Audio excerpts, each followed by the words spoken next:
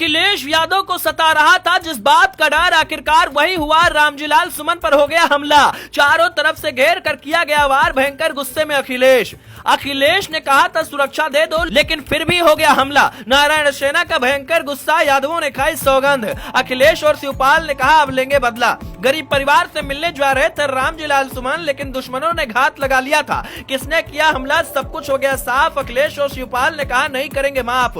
कैसे हैं अब लालजी सुमन? तारीख 27 अप्रैल की थी और करीब 3 बजे थे। रामजीलाल सुमन अपने काफिले के साथ आगरा से बुलंदशहर जा रहे थे। वो कोतवाली देहात के सुनहरा गांव में एक दलित परिवार की थार गाड़ी से कुचलकर हुई मौत के मामले में पीड़ित परिवार से मिलने जा रहे थे, लेकिन इससे पहले कि वो वहां पर पहुंच पाते उनके ऊपर हमला कर दिया गया। अलीगढ़ के लोधा थाना क्षेत्र में हाईवे पर करणी सेना और क्षत्रिय महासभा के कार्यकर्ताओं ने उनके काफिले पर टायर और पत्थर फेंके। इससे काफिले में अफरा तफरी मच गई और तेज रफ्तार के कारण कई गाड़ियां आपस में टकराई, ऐसी भी खबर है, जबकि कुछ गाड़ियों के शीशे भी टूट गए। आप समझ रहे, ये बहुत बड़ा हमला है, एक ऐसा हमला जिसको लेकर अखिलेश यादव ने पहले ही कह दिया था कि इनको सुरक्षा दी जाए, लेकिन तब किसी ने सोचा नहीं था। इससे पहले भी राणा सांगा के ऊपर दिए गए बयान को लेकर आगरा स्थित उनके घर पर भी हमला किया गया था, लेकिन अब तो हद ही पार हो गई। मतलब रामजीलाल सुमन को बाहर भी निकलने नहीं दिया गया। चलिए अब आपको बताते हैं कि आखिरकार अब पुलिस ने क्या किया है। दरअसल पुलिस को भी नहीं समझ में आया कि क्या से क्या हो गया। योगी आदित्यनाथ दावा करते हैं कि यहाँ पर कानून का राज है, लेकिन जिस तरीके से रामजीलाल सुमन के ऊपर हमला किया गया वो निंदनीय है। हालांकि हमले के बाद तुरंत पुलिस ने मामले को दर्ज कर लिया और मामले की जांच में जुट गई। आपको बता दें कि करणी सेना के प्रदेश अध्यक्ष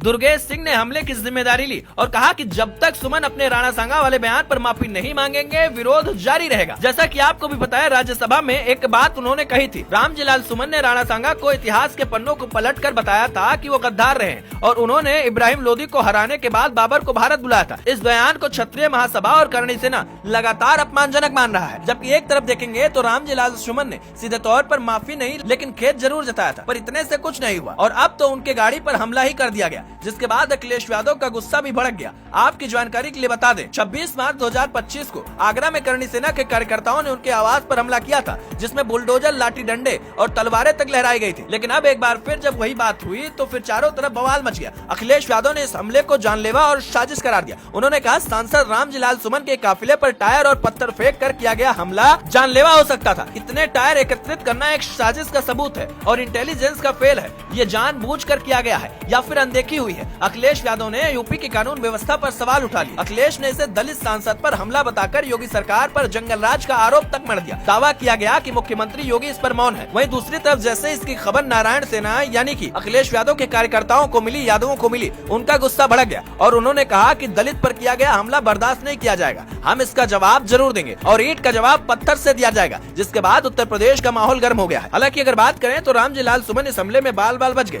लेकिन सवाल यही है कि उनको ज्यादा सुरक्षा कब दी जाएगी, क्योंकि इस तरीके का हमला कहीं न कहीं उनके ऊपर अगर हुआ है तो आगे भी हो सकता है। जिन लोगों ने इनके काफिले पर हमला किया है उन लोगों को कैसी सजा मिलनी चाहिए, आप क्या सोचते हैं, कमेंट कर बताएं।